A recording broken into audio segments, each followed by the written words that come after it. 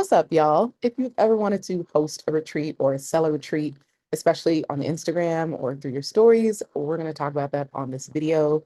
This video is sponsored by, I had a bunch of you send me some questions, so I appreciate it because I'm just trying out a new format where the other one, we had the formal background and now I'm just on the couch with some tea and some sushi that I will not let get too cold. So y'all are lucky. I'm pausing sushi date night for this. Uh, Brianne Renee __ asked, what's my strategy when selling in my stories? And then two, what are my reflections on retreats, like why I love hosting them and my specific retreat launch strategy. So yeah, let's start one at a time. Feels like a four-part question. So my strategy when selling on stories for anything, especially live events, is you're selling the destination just as much as you're selling the experience. So I like to lead with the destination. Whether it's a photo of the destination, the country, or a photo of where we're going to be staying, that seems to get people the most excited than the actual idea of traveling, especially if it's in a faraway continent and they have to be on a flight for like several hours. So I tried to show the most glamorous parts of the experience first. Like, this is where we're staying. This is what we'll be doing. This is what you'll be building. So most people need to think of the payoff, not the risk, effort, investment. So yeah, just leading with like the most exciting parts of it. And I tend to actually, yeah, my stories is interesting because let's say there's that strategy, right? If you're posting one frame a day, you get the highest viewership. But it doesn't mean that these are all qualified leads or buyers or people in your community that would actually want to come to this event. And what I've recognized, like out of everyone in my audience, I would say probably 2% are actual buyers. And so I try to focus on the 2%. And so if you think about that, two out of 100 people would get on a flight for 30 hours and meet me in Bali. And that's a big ask. Sometimes when we look at all the work that goes into hosting events, we just want that immediate payoff. So it's like, hey, like, guys, I spent all this time putting this together. Like, you guys have been telling me you want to come to Bali. And sometimes we want people's decisions to be really immediate. I think my first thing I had to realize is that I can't project the way that I plan travel onto other people. I will book a flight to Bali tomorrow and think nothing of it. Like most of my flights, if I know I have to be somewhere, it's probably booked the day before. And that might sound crazy to you, but that gives me so much freedom, so much peace, so much ease. Like, I think maybe there's a little bit of trauma there because when I was a travel blogger, so many times, like brands would say, hey, are you available this weekend? So and they were like the coolest opportunities, always gave less than 7 days notice. So I felt like, man, I just want to always be available. Like I could still say no, but it's really cool to know that you lose nothing by, yeah, kind of like staying open and flexible. Now, Stefan is opposite. I think he likes to book his tickets like a month minimum, like 3 months is ideal. He needs to like see, and that's probably neurotypical, neurodivergent match at work. But I love the flexibility of just kind of like going with the flow and winging it. So in my case, if you tell me, hey, Glow, I'm having an event, and it's a year away, I will be like, sorry, I can't. I don't even know who I'm going to be tomorrow. Every day I look in the mirror, like, who are we? Coming to terms with this current version who is constantly evolving. So I actually can't commit to faraway events. And so because I couldn't, I was assuming everyone in my audience couldn't. And so I would give like 3 months notice, 6 months notice, 1 week notice. And when I did have events that like, oh, okay, everyone is saying like, oh, they need a little bit more time or, they wish it were another date. I was like, okay, maybe they need more time than I do. So I had to match my expectations with their reality, especially, you put on other considerations. Are they parents? Do they work corporate jobs? Do they have a limited amount of paid time off every year? So I think the sweet spot is actually oddly 9 to 12 months. I know some friends who host group trips and retreats. They're selling 2027 already. It's 2025. They're selling literally 2 to 3 years out. And for me, I'm like, who's booking that? Like who? But they have deposits. People are like, they need that much of a runway. And especially if you think of women who their kids maybe are going off to college and they're going to be empty nesters and they're finally wanting to give themselves something to look forward to at the end of some major life event or milestone for themselves. So my stories is actually the place where I feel the safest to sell. Like my story, if I was only showing up on my stories perfect and polished and cookie cutter and super orchestrated, maybe I would have a little bit more anxiety. And my stories, I think it's there are seasons, right? Like you can't always be the same version of you every day of the week or every uh, part of the year. So sometimes I'm not showing my face much because I don't have energy or I don't know, I'm like feeling lethargic. And when I'm showing my face and I'm showing up on stories, it's when I want to have the best energy. So what I've been trying to do now, and I think what's helping is I'm showing more of my work, which is crazy because I told myself I was a closet coach for like 3 years. I never really told people like what I actually did when I was helping other people even just get their Instagram off the ground and launch their personal brand and turn their blog into a monetized platform. Like all of this felt weird because it was 2015 and it's 10 years ago. There was no influencer marketing industry yet. So there wasn't language around, oh yeah, you're a coach. I get it. It was like, wait, is that a sport? You coach what? And I'm like, nothing. Never mind. And so, kind of the embarrassment of having to constantly explain or validate your existence, it made me hide. And so, that actually carried for several years. I actually never wanted to be the person that was selling in my stories. And I would have even some people tell me, like, wait, you're always hosting these events, but when are you actually selling them? And I'm like, I know, right? I try to be really discreet because I don't want to be selling them. And I just want people to know about it and show up. And so, okay, so let's get to some tactics. Number one, I think if you make an event out of it, like literally, maybe if there's a countdown, you use a countdown sticker, or you're telling people like, hey, on Saturday, I'm making a big announcement. And there's a little bit of a buildup. People love tension and people love to feel like they're the first to know. And then number two, which is tried and true, if you know the type of person that needs or wants this experience, invite them, text them, email them, personally reach out. And this is the part that probably I would say accounts for 80% of my sales is I'm like, okay, this person, they told me they've been struggling with this lately. And okay, this person, we're mutual follows on social media. Maybe they don't have community right now. Let me see if they're interested. But I have no shame anymore, I would say, around selling on stories, in DMs and emails, because I know that I put on a kick A experience.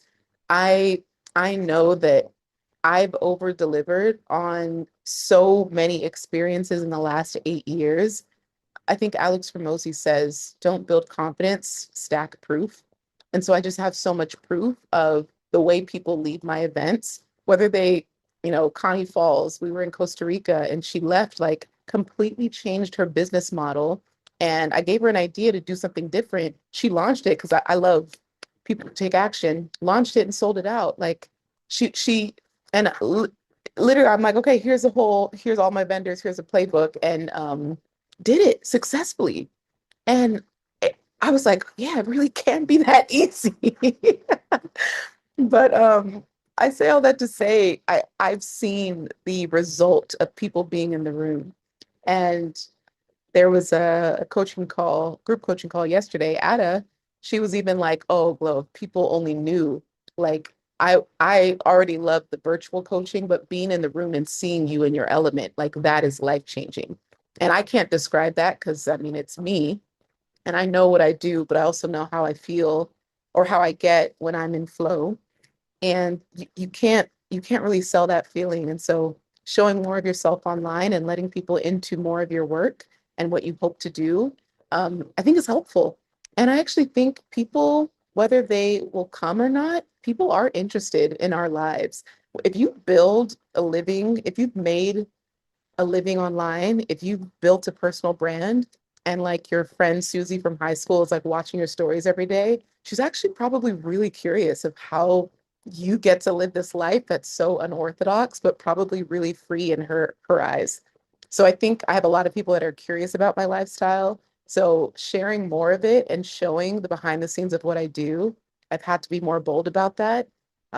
Like running a time lapse or running video clips while I'm in the moment coaching and like using that as like an example, being less shy about asking for testimonials and like putting that on the landing page.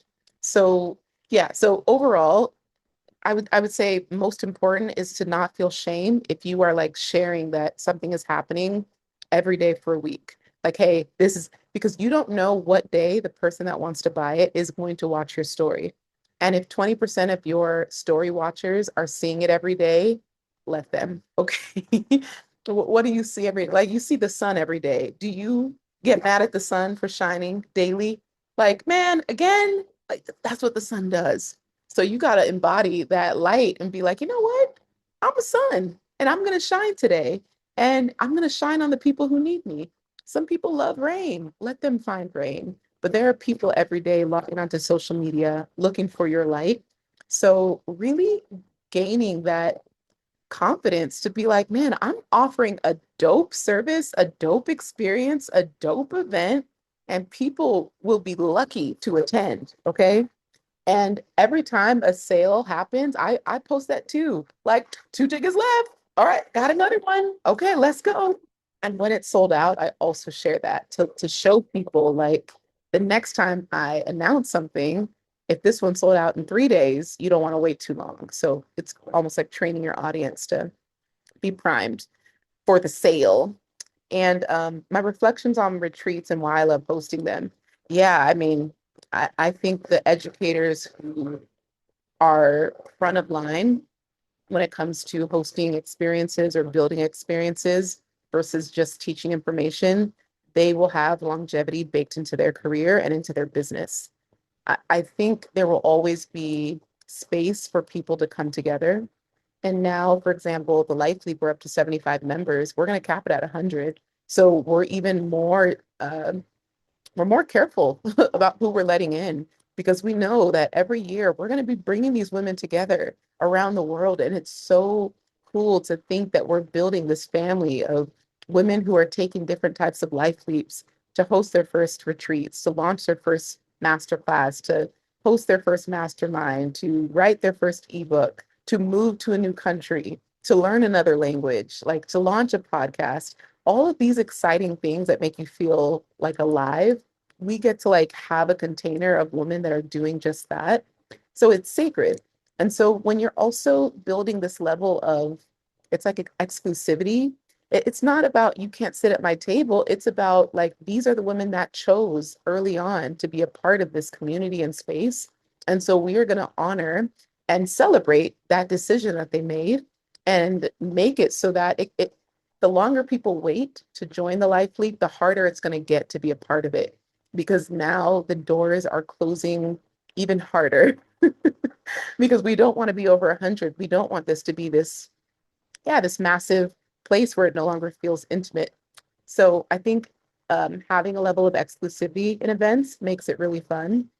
And no matter what, being in a room, like a living room, where you have a handful of women talking about their struggles, their wins, their love life, their random stuff. Like sometimes your girlfriends from high school and college or your hometown, they don't get it. You can't divulge certain information anymore to some people in your life because they just don't understand the decisions that you've made and the lifestyle that you now lead. And it just feels nice to be in a safe space where you can just be all of you.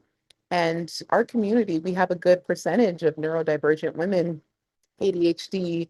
And that's also a blessing because I have never been in a community with people who are ADHD. majority ADHD. And that makes me feel even more safe because I know I have these quirks about me that I always judged and second guessed and wondered why I couldn't get rid of them. And now I know it's just a part of my genetic makeup and it makes me like love myself more. So when I see the quirks in other people, I'm like, look at us. Look at us out here taking off our mask and barely making it, but we make it look cute. And overall retreat launch strategy, the very first time I did it to now, so that's an 8-year gap of the very first one up till now. So let's talk about my first failure. My first failed retreat, my leg is falling asleep.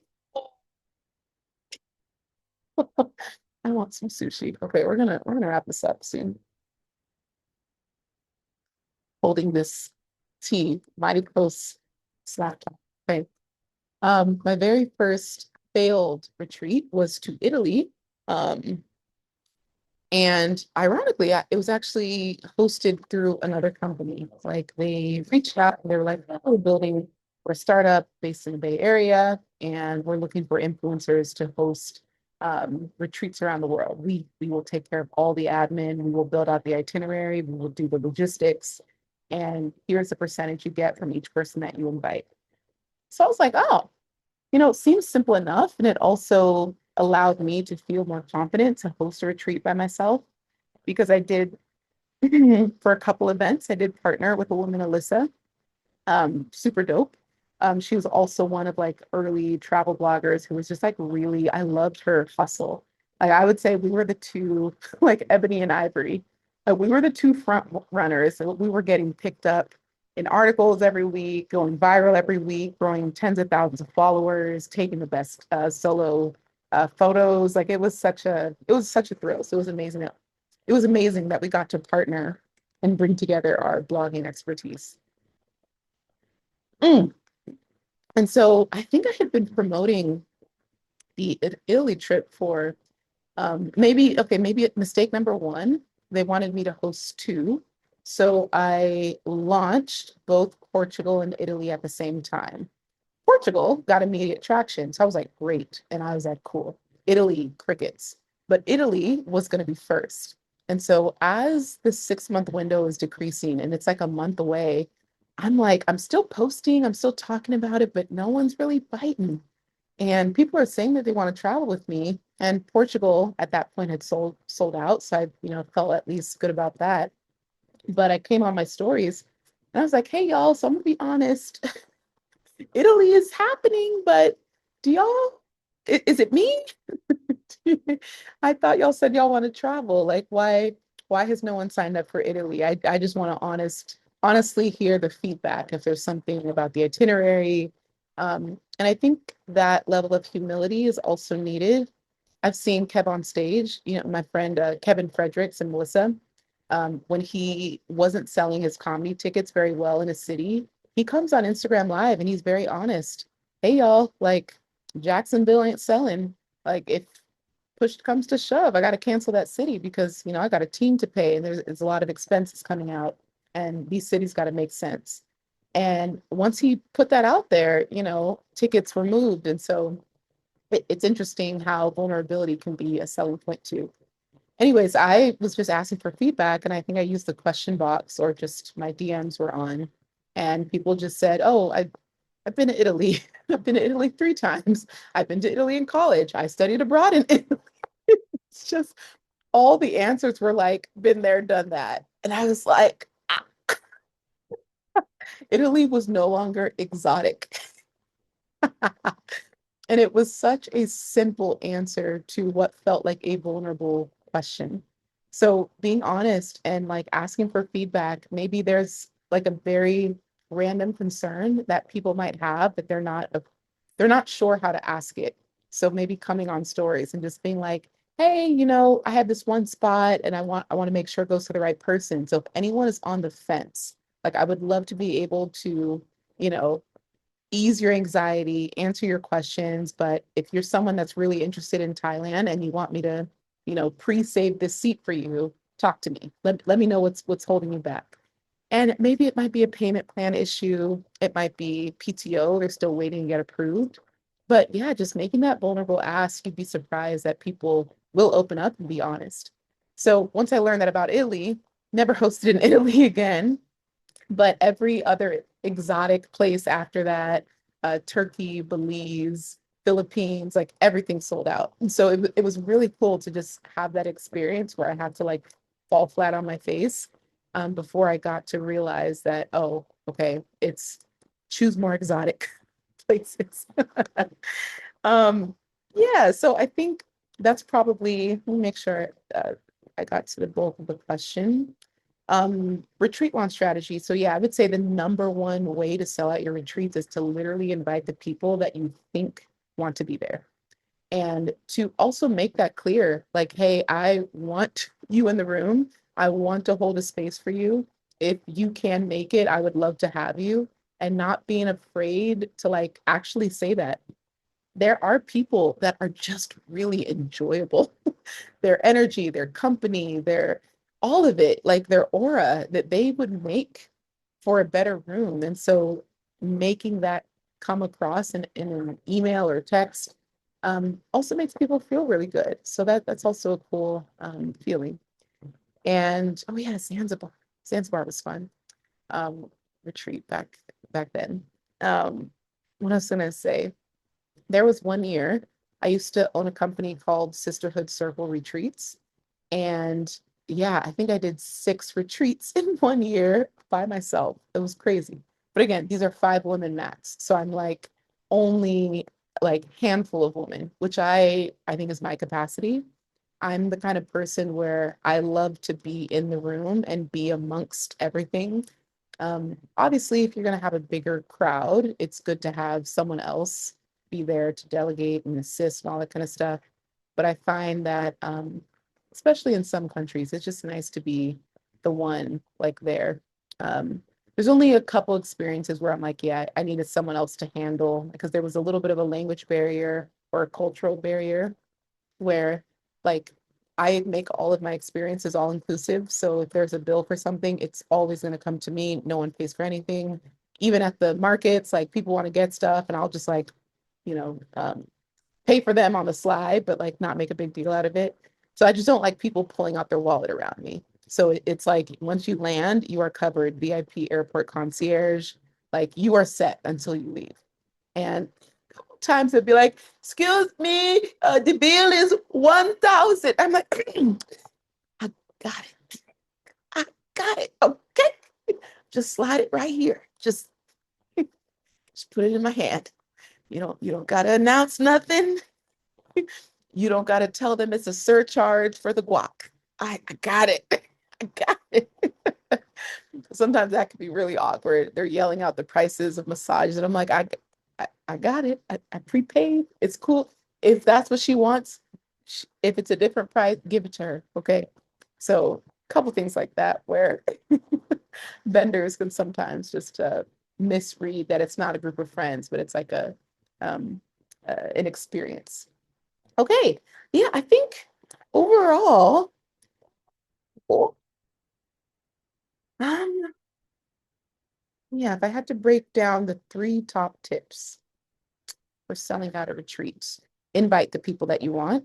So start even before you want to host an event or a retreat, start curating like a list of people who maybe your mutual follows on Instagram or you've seen their work and you admire them, but start building out a list of people that you would invite to your first experiences because chances are everyone's always looking for community. We don't know how to ask for it or find it, but people are always looking and they're always honored to be invited. So make a list of people and invite. Second, selling in your stories every day doesn't have to look the same. You can one day put a picture of the country, another day talk about the experience, another day um, share that one ticket was sold, another take a screenshot of the sales page, another day show the payment plan.